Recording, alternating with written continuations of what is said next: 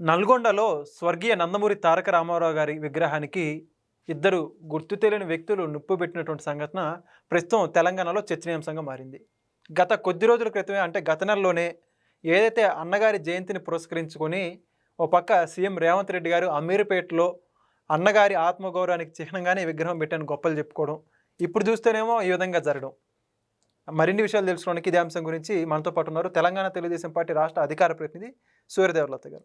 Madam నమస్కారం అండి. నమస్తే. మనం ఇటీవల చూసుకుంటే కాంగ్రెస్ ప్రభుత్వం ఏం చెప్పిందంటే అన్నగారు ఏదో తెలుగు ప్రాంతానికి చెందిన వ్యక్తే కాదు, దేశవ్యాప్తంగా కానీ ప్రపంచవ్యాప్తంగా తెలుగు వాళ్ళు ఎక్కడున్నా కూడా వాళ్ళ ఆత్మగౌరవం గురించి పోరాడాడు కాబట్టే ఆయన గుర్తించుకోవడానికి, ఆయన స్మరించుకోవడానికి మేము విగ్రహం ఏర్పాటు చేస్తున్నాం అని చెప్పి చెప్పారు.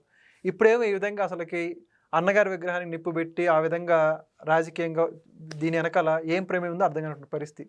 మొత్తానికి ఈ అంశాన్ని ఎలా చూడొచ్చు అంటారు మీరు? అంటే ఎన్టీఆర్ గారు తెలంగాణలో ఉండకూడదని కొంతమంది మాట్లాడటం, అంటే కొంతమంది రెచ్చగొట్టిన విధానాలు, అంటే ఆయన ఉమ్మడి స్టేట్కి సీఎం అనే విషయం మర్చిపోయారా?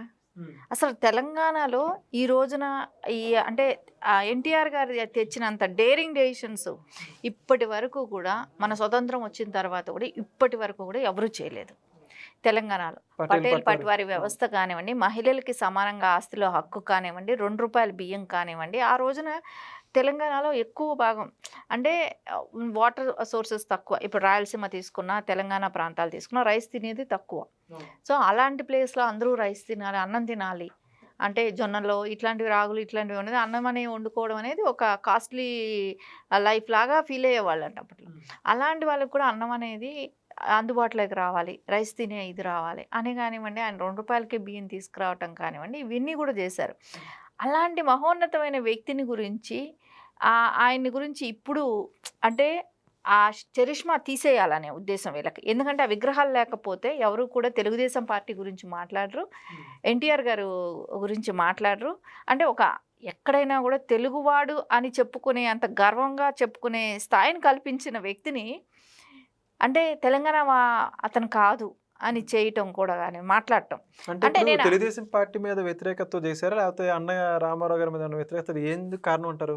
ఇది ఓన్లీ రాజకీయ కుట్రే, ప్రజల్లో లేదు. ప్రజల్లో కోకొల్లలు ఎంతమంది ఎన్టీఆర్ గారి ఫ్యాన్స్ ఉన్నారు, నారా చంద్రబాబు నాయుడు గారిని అభిమానించే వాళ్ళు ఉన్నారు. అంతే ఇవి ఎక్కడ కూడా, ఎందుకంటే ఎక్కువ పరిపాలించింది కూడా టీడీపీ, అంటే జాయింట్ స్టేట్లో కూడా ఆంధ్రప్రదేశ్లో అప్పుడు ఎక్కువ టీడీపీ ఇది ఉండింది కదా. దాని తర్వాత కూడా మనం చూసుకుంటే అపోజిషన్ కూడా మనం ఎక్కువగా ఉన్నాం, టీడీపీ వాళ్ళం ఎక్కువగా ఉంది. అంటే ఇప్పుడు చెప్తున్న బీఆర్ఎస్ పార్టీ కానివ్వండి, వీళ్ళందరూ ఎక్కడ నుంచి విద్యాభ్యాసం ఎక్కడి నుంచి వచ్చిన వాళ్ళు? ఇప్పుడు తెలంగాణలో మీరు చూడండి, ఏ రాజకీయ నాయకుడైనా కూడా ఉన్న వాళ్ళందరూ కూడా పెద్ద పెద్ద పదవుల్లో అనుభవిస్తున్న మినిస్టర్స్ అందరూ కూడా వాళ్ళందరూ ఎక్కడి నుంచి వచ్చిన వాళ్ళు? టీడీపీ. కాంగ్రెస్ తీసుకోండి, బీఆర్ఎస్ తీసుకోండి. సో వీళ్ళందరూ మూలాలు ఎక్కడి నుంచి? లబ్ధి పొందిన వాళ్ళకి ఎంతో అంత కొంచెమైనా విశ్వాసం ఉండాలి కదా. సో ఎందుకు నిలబడి మాట్లాడలేకపోతున్నారు? ఇది తప్పు అని ఎందుకు ఖండించలేకపోతున్నారు? ప్రజలు చీత్కరించుకుంటున్నారు కదా ఇవాళ రేపు. అరే ఎందుకు ఆయన మహానుభావుడు, ఆయన ఒక నటుడిగా ఆరాధించాము, ఆయన రాజకీయ నాయకుడిగా వచ్చాక ఆయన తెచ్చిన సంస్కరణలు ఎన్నో. అలాంటి వ్యక్తిని మనం ఈ రోజున రాజకీయ అవసరాల కోసం, అంటే ప్రాంతాల విధ్వంసాలు రెచ్చగొట్టడానికి ఇలా వాడుతున్నారు. కొంతమంది అయినా మీరు ఖండించాల్సిన వాళ్ళు, మేధావులను చెప్పుకునే వాళ్ళు ఖండించాల్సింది పోయి విగ్రహాలు కూలగొడతాం, నిప్పు పెట్టడాలు. అంటే ఇప్పుడు చూసుకుంటే గత కొన్ని రోజుల క్రితమే చాలా మంది తెలంగాణ వాదులుగా చెప్పుకోబడుతున్న వాళ్ళు, మీ ఆంధ్రోళ్ళ విగ్రహాలు ఇక్కడ ఉండనివ్వం, ఇక్కడ నుంచి పార్సిల్ చేస్తాం, ఎక్కడి నుంచి అక్కడ పంపిస్తాం, మేము వస్తే తీసేస్తాం, ఎన్నో వాదనలు చేశారు. ఎస్పెషల్లీ ఆంధ్ర వాళ్ళ విగ్రహాలు అని చెప్పేసి అందులో ఎన్టీఆర్ గారి ఘాటును గురించి కూడా ప్రస్తావించారు. విగ్రహాలతో ఆగిపోకుండా అది ఎన్టీఆర్ గారి సమాధి దాకా వెళ్ళింది. ఇప్పుడు వాటి పర్యవసానాలు ఇవన్నీ అనుకోవచ్చు, లేకపోతే ఎలా చూడవచ్చు? అంటే ఇప్పుడు ఒక విధంగా పోలీసులను కూడా నల్గొండలో జరిగిన విషయాన్ని అప్రిషియేట్ చేయాలి. అంటే తొందరగా ఎక్కడెక్కడ ఎవరు ఏంటి అనే దాని విషయంలో, అంటే రేపు పొద్దున ఇది ఒక చోట జరిగితే ఒక్కదాంతో ఆగిపోదు.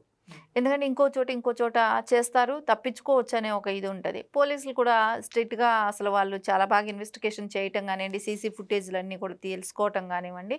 అంటే రేపు పొద్దున మీరు చెప్పినట్టు ఈ సమాధుల జోలికైనా రావచ్చు, ఇంకొక విగ్రహం దగ్గరికి వెళ్ళచ్చు, ఇట్లాంటివి జరుగుతూనే ఉంటాయి. అంటే వాళ్ళు ఏంటంటే వాంటెడ్లీ కొంతమంది, అంటే నేను అనేది ఇలా రాజకీయ అవకాశాల కోసం చేసే కొంతమంది మూలాన రాష్ట్రంలో ప్రజలందరూ అంటే హ్యాపీగా ఎక్కడ ఉంటారు చెప్పండి. రేపు ఇది గొడవలు అవుతాయి, ఇది అభిమానులు ఉంటారు, వాళ్ళు రియాక్ట్ అవుతారు, ఇంకొకళ్ళని ఇది కాల్చుకుంటారు. ఇది విగ్రహాల మీద పోటీలా? ఒక విగ్రహాన్ని ఇచ్చేస్తే రేపొద్దున ఎన్టీఆర్ గారి అభిమానులు ఏమనుకుంటారు అంటే కాంగ్రెస్ చేయిస్తుందని అనుకోవాలా, బీఆర్ఎస్ వాళ్ళు చేయిస్తున్నారని అనుకోవాలా? ఎవరు చేయిస్తున్నారు ఇది?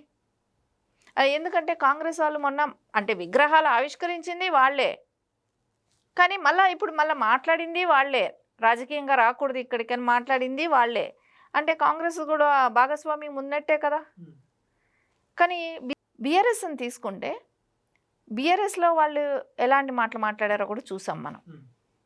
అది కూడా కాకుండా ఈ కవిత గారు అంటే ఆవిడ ఉద్దేశం ఏంటంటే ఆవిడ గుర్తించే వాళ్ళు లేక ఎన్టీఆర్ గారి విగ్రహం అంటే అంత మహోన్నతమైన వ్యక్తి గురించి మాట్లాడితే నేను లైవ్లోకి వస్తానేమో, నన్ను అందరూ గుర్తిస్తారేమో అనే ఒక ఆలోచన. చూస్తున్నాం రోజు ప్రెస్ మీట్లు, రోజు మాట్లాడుతుంది, పట్టించుకునేవాడు ఎవరు? ఈ రోజున ఎన్టీఆర్ గారి విగ్రహాన్ని అంటే ఆయన ఒక ఎవరైతే నిరుద్యోగులుగా ఉన్నారో వాళ్ళకి టీచింగ్ ఇచ్చే వ్యక్తి అంట.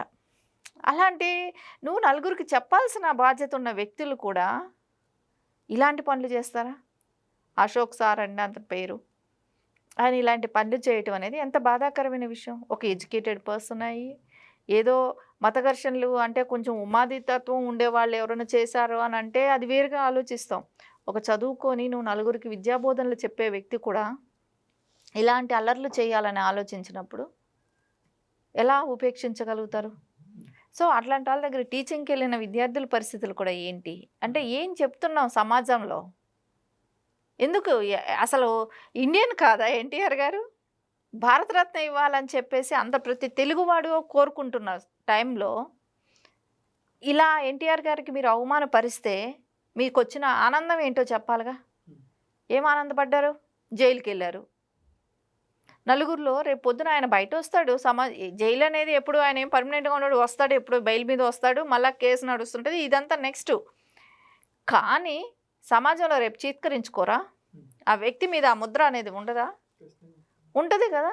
అసలు ఎన్టీఆర్ గారిని ఆయన చూడనైనా చూసాడో లేదో తెలియదు. ఆయన ఒక ఎడ్యుకేటెడ్ పర్సన్ అయ్యి ఆయనకు అన్నీ తెలిసిన విషయం కదా. ఆయన తెచ్చిన సంస్కరణల గురించి ఆలోచించాడా? ఎందుకు ఆలోచించలేకపోయారు? ఆయన నలుగురికి బోధించాల్సిన వ్యక్తి. ఎవరైనా ఇలాంటి విధ్వంసాలు రెచ్చగొట్టుకుంటా మాట్లాడుకుంటా ఉంటే ఖండించాల్సిన వ్యక్తి. అలాంటి వ్యక్తి ఈ రోజున నల్గొండ అని అన్నప్పుడు ఖచ్చితంగా ఆంధ్ర బార్డర్స్ కొంచెం ఉంటుంది, దాని ఇంపాక్ట్ ఖచ్చితంగా ఓట్ బ్యాంక్ ఉంటుంది. ఎన్టీఆర్ గారి అభిమానులు ఎంతోమంది ఉన్నారు, తెలంగాణ మారుమూల ప్రాంతాల్లో అన్ని చోట్ల ఉన్నారు. ఎవరూ కూడా దీన్ని హర్షించట్లేదు. సో ఖచ్చితంగా ఈ రోజున ఏదైతే యాక్షన్ పోలీసులు తీసుకున్న దానికి యాక్షన్ తీసుకున్నది సంతోషమే, కానీ కస్టడీకి తీసుకున్న తర్వాత వీళ్ళ వెనకాల వీళ్ళ ఉద్దేశం ఏంటనేది కూడా తెలియాల్సిన అవసరం ఖచ్చితంగా తెలియాలి కదా. వాళ్ళు పోలీసులు కస్టడీకి తీసుకున్న తర్వాత దీని వెనకాల ఉద్దేశం ఏంటి, ఎవరుండి చేయించారు అనేది కూడా తెలుసుకోవాల్సిన విషయం ఉంది. Thank you. నమస్తే.